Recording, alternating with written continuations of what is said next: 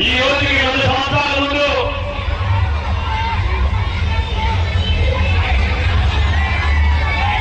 కొత్తగా డాక్యుమెంట్ కొని 3 వ్యాఖ్యలు నింపి బటన్ నొక్కితే వచ్చిన లైట్ ఫుల్గా బాగా ఎదురు వచ్చింది. ఇప్పుడు ఉన్నటువంటి ప్రభుత్వాన్ని అదే పండగనుకున్నారు. అమలు లేనటువంటి వైఎస్ఆర్ కాంగ్రెస్ పార్టీ కార్యకర్తల్ని కొట్టారు, పోలీస్ స్టేషన్ ఈడ్చుకెళ్లి కేసులు పెట్టారు.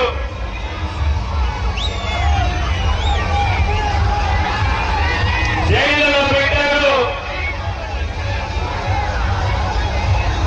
తద్వారా వైఎస్ఆర్ కాంగ్రెస్ పార్టీకి కార్యకర్తలు లేకుండా చేద్దాము అనేటువంటి తప్పుడు ఆలోచనలు చేశారా లేదా?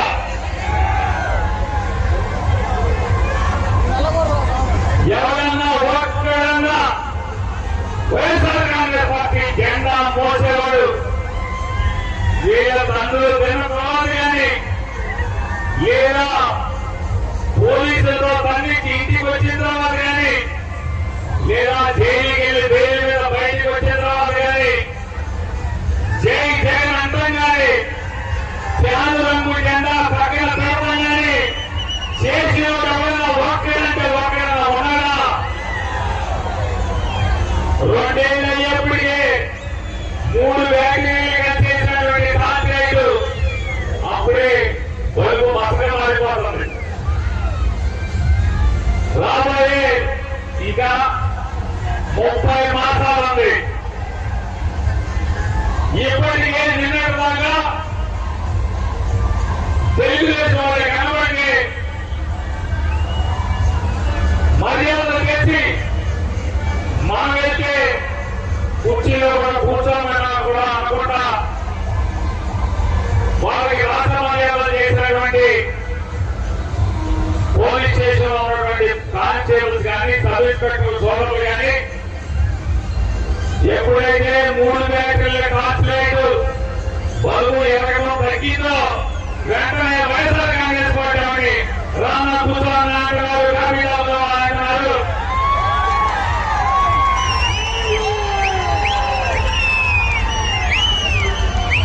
రోడ్డు మీద కనబడి అశోక్ గారు నమస్కారం అండి బాగా పనిచేస్తున్నారని అంటున్నారు. 2 ఏళ్ళకే పోలీస్ స్టేషన్ లో ఈ పరిస్థితులు ఉండే నెల గడిచే కొనికి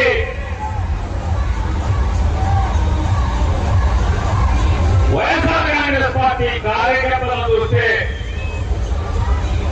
ఈ అధికార పోటీలో కూటములందరికీ కూడా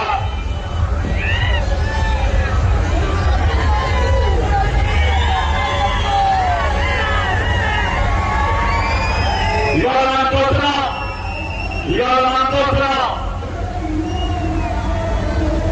వాళ్ళు మంచి పరిపాలన అందించలేక లేదా ప్రజలకు మంచి పనులు చేయలేక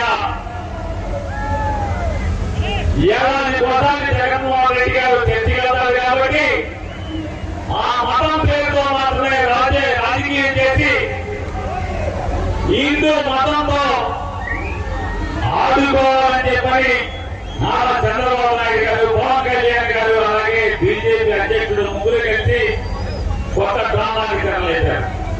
ఇవాళ అనుకున్నటువంటి ఆంజనేయ స్వామి గుడికి బాగు చేయడానికి గుడికి మళ్ళీ నూతనంగా స్వాగ తీసుకురావడానికి శాంక్షన్ చేసిన ఎవరు జగన్మోహన్ రెడ్డి అవునా కాదా అని ఆలోచించమని చెప్పారు. 14 ఏళ్ళ ముఖ్యమంత్రి అని చెప్పాం, 45 ఏళ్ళ ఇండస్ట్రీ అన్నాం. అది సింగరాయితో ఆంజనేయ స్వామి పాలపడిపోయిన గుడికి బాగు చేయడానికి సంతకం పెట్టడానికి డబ్బులు ఇవ్వడానికి చంద్రబాబు నాయుడికి చేతులు మాత్రం కాదా? ఇవాళ మళ్ళీ లడ్డూ పేరుతో తిరుపతి వెంకటేశ్వర స్వామి గురించి రాజకీయం మొదలుపెట్టారు.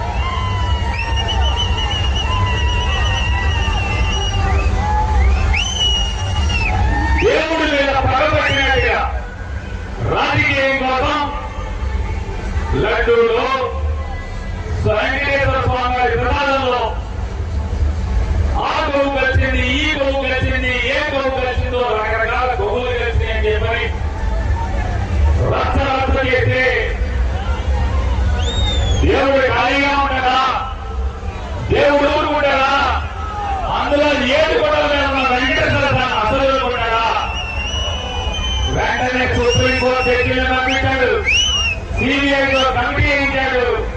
అదే పాపత్వానా, ఇది పాపమా? ఈ లడ్డూలో ఆవు జంతు గోవులు కానీ, పంది గోవు కానీ, లేదా శ్యామ గోవు కానీ లేదా తప్పులా అని చెప్పని సుప్రీంకోర్టు ద్వారా వీళ్ళందరికీ కూడా నోటి నిండా గట్టి పెట్టినా కూడా నారా చంద్రబాబు నాయుడు గారు మాట్లాడతాడు. ఏమి మాట్లాడతాడు? మన టాయిలెట్ కలిగే యాసిడ్లు నీటిలో కలిపి లడ్డూలు తయారు చేసి మనందరికీ పెట్టారని చెప్పి దేవుడు అక్కడితో ముందుగా అదే బుద్ధి రాదా గట్టిగా పెట్టినని చెప్పని అసలు దేవుడికి నెయ్యి సప్లై చేసే ప్రతి నెయ్యి కంపెనీకి నారా చంద్రబాబు నాయుడు గారి కంపెనీతో ఉన్న లింకులన్నీ కూడా దేవుడు జనాల ముందు పారేశాడు. అదే చంద్రబాబు నాయుడు కంపెనీ బాగోదనుకున్నాడు బాబు. ఎన్నో ఏళ్ళుగా తిరుపతి వెంకటేశ్వర స్వామికి నెయ్యి పంపించే నెయ్యి అమ్ముతున్న అన్ని కంపెనీలో చంద్రబాబు ఏళ్ళు ఉన్నాయి, కాళ్ళు ఉన్నాయి. చంద్రబాబు మూసుకుంటే అని చెప్పి మొత్తం సాక్ష్యాధారాలతో సహా ఇవాళ దేవుడి దయతో అందులో మనం చూసాం. అయినా ఆగలేదు.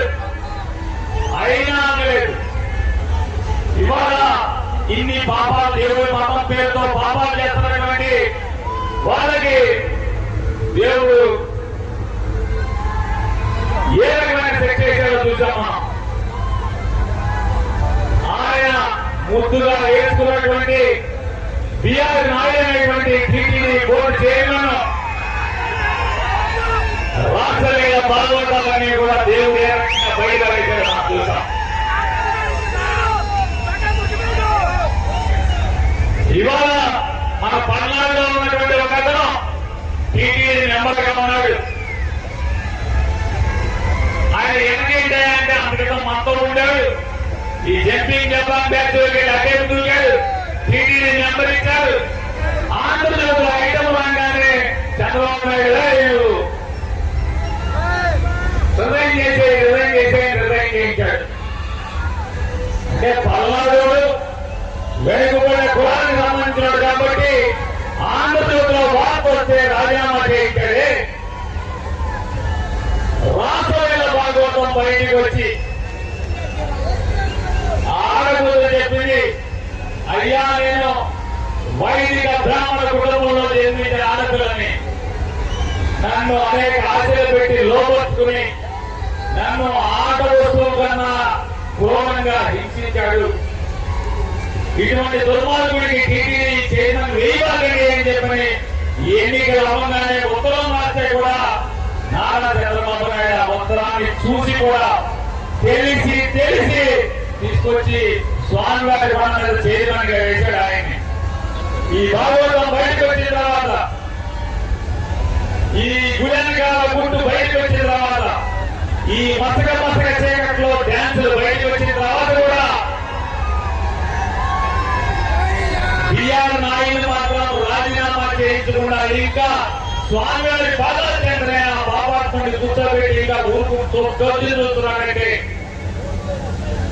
ఇవాళ నారా చంద్రబాబు నాయుడు గారు ఇన్ని పాపాలు చేస్తున్నాడు. ఈ పాపాలు పండే రోజు తొందరలో ఉందా లేదా అని అందరూ కూడా అడుగుతున్నా.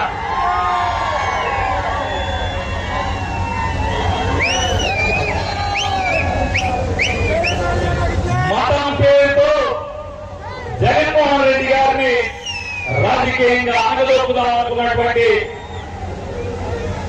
ఈ నారా చంద్రబాబు నాయుడు గారు, ఈ పవన్ కళ్యాణ్ గారు లేదా భారతీయ జనతా పార్టీ, ఈ ముగ్గురిని కూడదొచ్చేందుకు మనందరం కంకణం కట్టుకుని ఉన్నామా లేదా అని అడుగుతున్నా. బెదిరిస్తే బెదిరిస్తారా మీరే అడుగుతున్నా.